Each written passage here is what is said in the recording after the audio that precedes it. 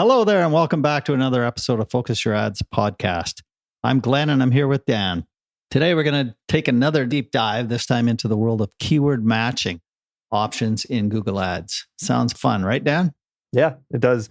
So this topic can seem confusing at first, but it's a game changer when it comes to managing your Google Ads effectively.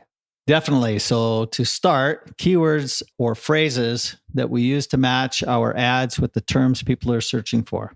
These are used in search ads and not in shopping ads.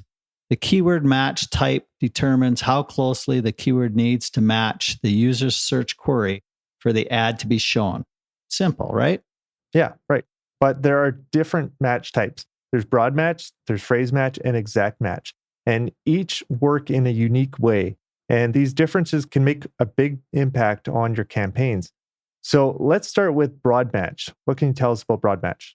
Okay, great. Broad match, as the name suggests, is the broadest match type. Ads may show on searches related to your keyword, even if those terms aren't in your keyword itself. It's a great way to attract more visitors to your website. Spend less time building keyword lists and focus your spending on keywords that work. So if I have a broad match keyword like low carb diet plan, my ads could show up for search terms like carb-free foods, low calorie recipes, and even Mediterranean diet books. Yeah, exactly, Dan. This type of match takes into account the user's recent search activities, the content of your landing page, and other keywords in your ad group. Now, it's important to note that broad match should be used with smart bidding. Each search query is different, and the bid should reflect, the unique signals present at the time of the auction. Smart bidding uses these signals to ensure you're competing in the right auctions at the right bid for the right user. That's right. But we can also use it in manual bidding as well. But I understand the whole automated bidding because it does when Google really pushes to have these broad match searches in an automated bidding, but we can also use them in manual bidding as well. We just have to be careful because they are broad and they can pull in a lot of traffic and it's not necessarily qualified. So you just have to be careful. With smart bidding, they have things in place that will adjust for this on the fly. With manual bidding, we don't have that option. So we have to set a bid and then hope that we get the right traffic. So just keep that in mind. It can be used in manual, but automated, I completely understand why we'd be going that way, because with broad match, it makes sense to use in automated because there's a lot more control that happens right at the auction level, right as the search happens. So we've covered broad match. Now let's move on to phrase match. How does that work? Okay, phrase match keywords, they may trigger your ads to show on searches that include the meaning of your keyword. The meaning can be implied, and user searches can be a more specific form of the meaning. So it allows you to reach more searches than exact match and fewer searches than the broad match. And the syntax for a phrase match is to put quotes around the keywords, right? Yeah, exactly. So a phrase match like a keyword tennis shoes, you would put your quotations around that. So your ads would show on searches for shoes for tennis, buy tennis shoes on sale, and even comfortable tennis sneakers. However, your ads won't show on searches for tennis rackets or tennis or training shoes. Okay, so phrase match gives you a little more control than broad match, but it still provides a wide net.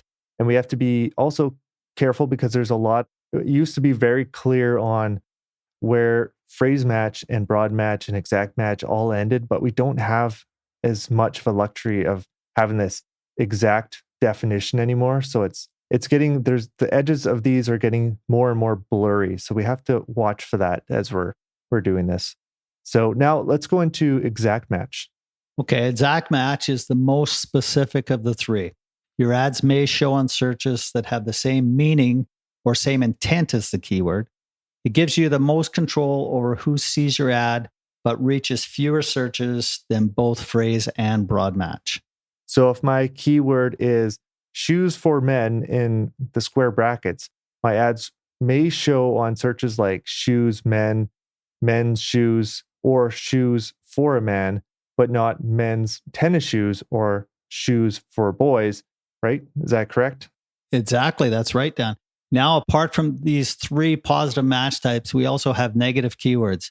So negative keywords can be used to exclude your ads from showing on searches with that term. Say if you're a hat company that doesn't sell baseball hats, you can add a negative keyword for baseball hats.